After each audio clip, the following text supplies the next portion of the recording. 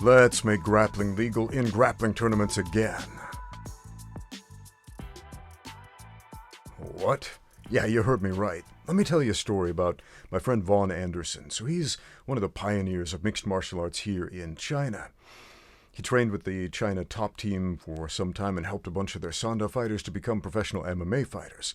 Many of them went on to the UFC. Some of them went on to open their own gyms and do tremendous things to promote the sport of mixed martial arts here in the Middle Kingdom. So, Vaughn, a few years back, decided to promote a grappling tournament. A grappling tournament to rival the IBJJF. Because IBJJF rules tournaments were the most common, pretty much the only type of grappling tournament you would see in China, and it's one of the most common that you'll see in the entire world as far as submission grappling goes. They pretty much have a stranglehold and a monopoly on submission grappling worldwide.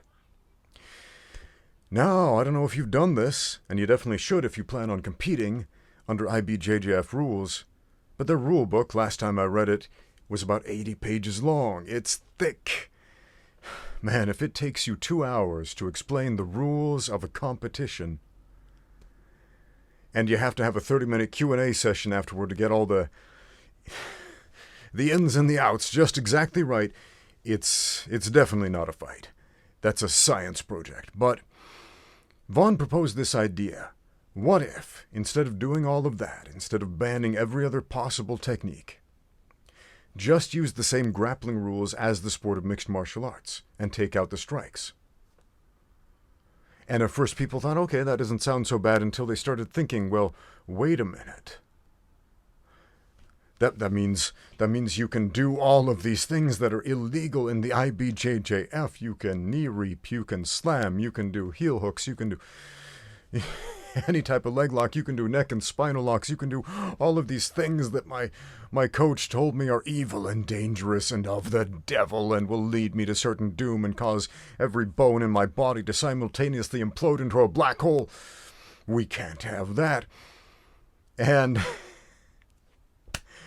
without that structure of the IBJJF, people got scared and they backed out, and the tournament never happened. Kind of a shame, because it sounded like a good time to me. The very first grappling tournament I competed in back in the USA was a no-holds-barred, no time limit, submission-only tournament. There are a lot of tournaments today that call themselves submission-only, and they're really just 10-minute IBJJF rolling sessions where points are still counted, and I don't get it. I don't understand why they call it submission-only. So, if you're hosting one of those tournaments and it's not actually submission-only, stop calling it that. But why can't we do that? Why can't we do just no-holds-barred grappling? Do you know what no-holds-barred means? A lot of people are confused about that, because in the early days of MMA, a lot of people called it NHB, or no-holds-barred fighting. No holds, that's a catch wrestling term. A hold is a submission, in old-timey catch as catch can speak. So no holds barred means all submissions are legal. You can lay your hands on that other person any way you want to, as long as it's not striking. Now, if you like IBJJF rules, that's great. Go do it. That's fine. If you think rules are a good idea, great. Compete in an organization with a bunch of rules. At the same time,